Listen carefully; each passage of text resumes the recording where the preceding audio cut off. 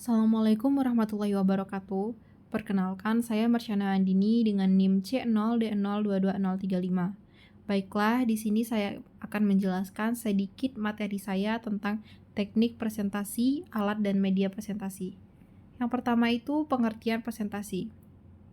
Presentasi adalah kegiatan yang bertujuan untuk menyampaikan materi, gagasan, ide, program, layanan, produk, dan lain-lain kepada audiens tertentu.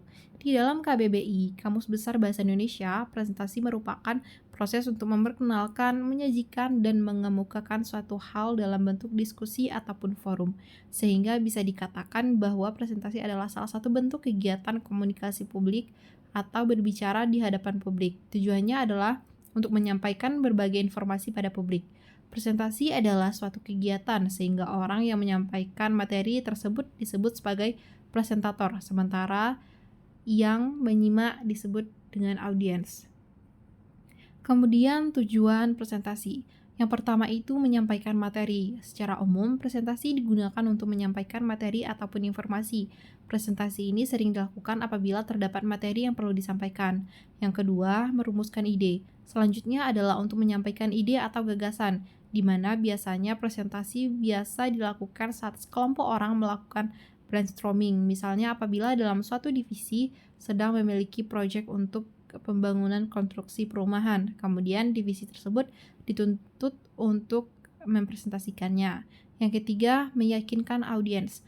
Meskipun tidak semua, tetapi ada presentasi yang tujuannya untuk mempersuasi atau meyakinkan agar audiens bersedia melakukan apa yang presentator katakan. Misalnya, ketika presentator meyakinkan audiens untuk menerima ide, menyetujui proposal, dan lain-lain. Yang keempat, menghibur. Sebenarnya presentasi sendiri tidak selalu dikaitkan dengan hal-hal yang sifatnya formal.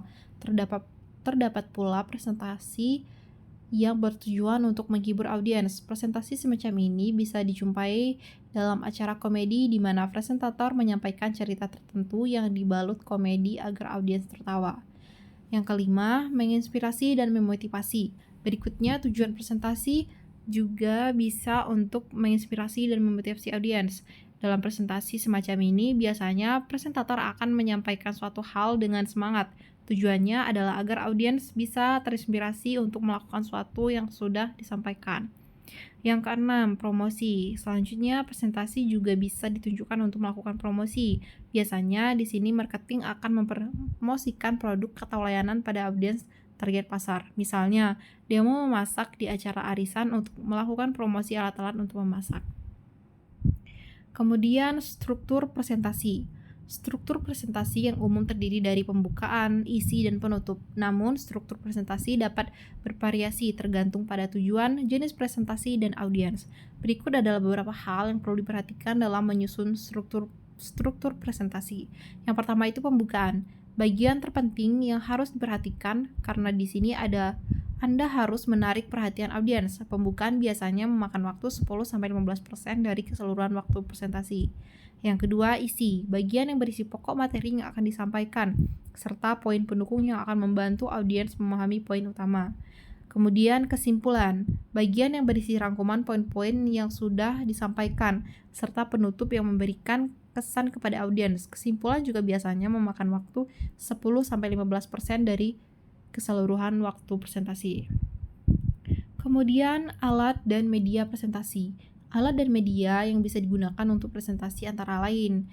Yang pertama, aplikasi presentasi. Aplikasi yang dapat digunakan untuk membuat presentasi seperti Microsoft PowerPoint, Google Slide, Keynote, Prezi, Slideshow, dan Canva. Aplikasi-aplikasi ini biasanya memiliki fitur animasi dan transisi yang mulus antara slide. Yang kedua, proyektor. Alat yang digunakan untuk memproyeksikan gambar dari laptop atau komputer ke layar yang lebih besar. Yang ketiga, alat bantu visual. Alat bantu visual yang bisa digunakan untuk presentasi seperti gambar, diagram, grafik, peta, slide PowerPoint, meme, dan klip video pendek. Yang keempat, alat bantu suara. Alat bantu suara yang bisa digunakan untuk presentasi seperti kutipan musik, kutipan pidato audio, dan efek suara. Yang kelima, mikrofon. Mikrofon yang digunakan untuk presentasi dapat menggantikan mikrofon bawaan handset yang kualitasnya cenderung lebih buruk. Dan yang keenam, foto dapat digunakan sebagai alat bantu presentasi yang mudah digunakan. Kemudian kesimpulan dari materi saya teknik presentasi. Presentasi adalah kegiatan menyampaikan gagasan, ide atau materi kepada orang banyak. Presentasi dapat dilakukan di berbagai kegiatan seperti seminar atau diskusi. Berikut beberapa kesimpulan dari pengertian presentasi. Presentasi merupakan salah satu bentuk komunikasi. Presentasi bertujuan untuk memberikan informasi, membujuk atau meyakinkan. Presentasi harus dilakukan dengan baik agar maksud yang disampaikan dapat dipahami dan menarik perhatian audiens. Presentator harus memperhatikan penampilannya agar menarik minat audiens. Presentator harus menyesuaikan gaya bicara atau cara penyampaian informasi sesuai dengan latar belakang audiens. Struktur presentasi yang baik terdiri dari pembukaan, isi, dan penutup. Presentasi yang berhasil memiliki ciri-ciri informasi tersusun secara sistematis, mudah dimengerti, dan atmosfer presentasinya meyakinkan. Baiklah, cuman itu materi yang dapat saya sampaikan. Jika banyak salah dan kurangnya saya mohon maaf. Saya akhiri dengan wassalamualaikum warahmatullahi wabarakatuh.